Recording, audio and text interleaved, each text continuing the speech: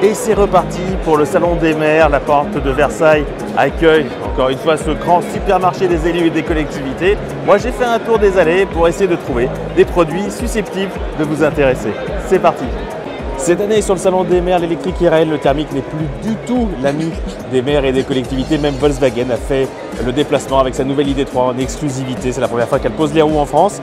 Ici chez Glouton, c'est pareil, avec ici voilà, la balayeuse Zen qui est entièrement électrique. D'ailleurs, le fabricant a décidé d'arrêter complètement la commercialisation de modèles thermiques. Derrière moi, là, en bleu, le petit Glouton. Alors celui-ci, ça fait très longtemps qu'on le connaît. Habituellement, on le connaît en blanc. Alors pourquoi est-ce qu'il est passé en bleu? Tout simplement parce que le fabricant l'appelle le H2O Perfect désormais, en tout cas pour cette version. H2O Perfect parce qu'il dispose d'une réserve de 17 litres d'eau et de ce petit pistolet.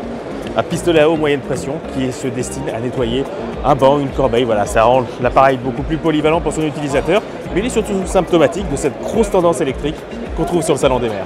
Chez JD Expert, le produit à voir, on marche littéralement dessus puisque c'est ça, c'est ce revêtement perméable avec une capacité à absorber jusqu'à 1 litre par mètre carré et par seconde. Alors, le fabricant a fait cette petite fontaine pour en faire la démonstration. Ça se pose sur 100-120 mètres carrés par jour, un temps de sèche de 8 à 10 heures, déjà 5 millions de mètres carrés dans le monde, un produit qui est fait juste avec des petits cailloux issus des carrières françaises, un liant.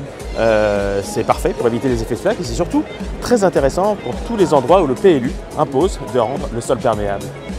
Chez Placeco, un historique du mobilier urbain en plastique, on a introduit récemment ces nouvelles couleurs. Donc voilà, c'est beaucoup plus flashy que ce qu'on avait l'habitude de voir.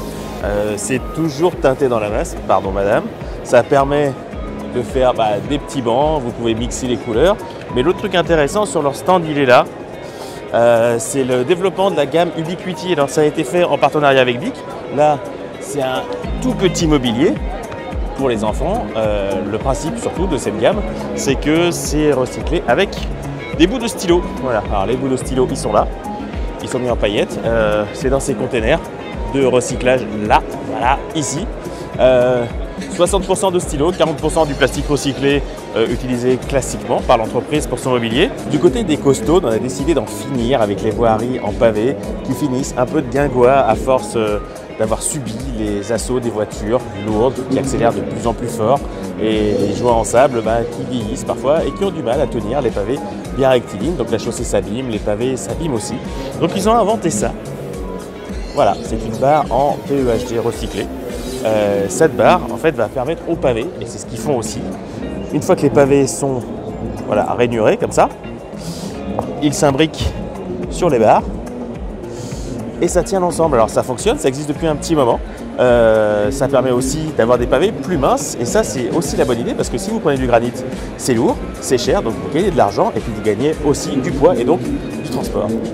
Chez New Concept Développement, la nouveauté qui d'ailleurs a reçu une récompense au concours Lépine, c'est ça. Alors ça ressemble vraiment à une jardinière, mais c'est pas que ça, c'est une jardinière Vigipirate parce qu'à l'intérieur, il y a ce bloc en béton, cette espèce de hérisson qui est équipé d'espèces de pointes en acier. Ce hérisson, il fait quand même 600 kg, ce qui fait que quand vous foncez dedans avec un véhicule, le véhicule est mort, d'autant que sur la route, les jardinières peuvent être reliées par ces câbles et quand vous foncez dedans, les jardinières et les blocs se rabattent sur le véhicule qui est complètement mort. C'est des blocs qui peuvent être déplacés facilement avec une simple transpalette et puis un vigile par exemple sur une manifestation. Ça permet aussi de laisser passer les secours. Bref, c'est de la sécurité mais avec des fleurs.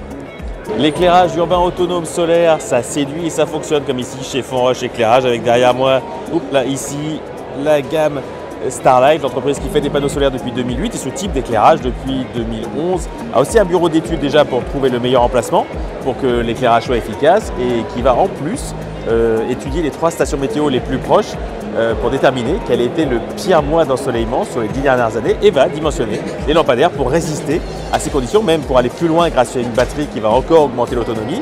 Bref, l'entreprise peut annoncer fièrement offrir 365 nuits d'éclairage par an.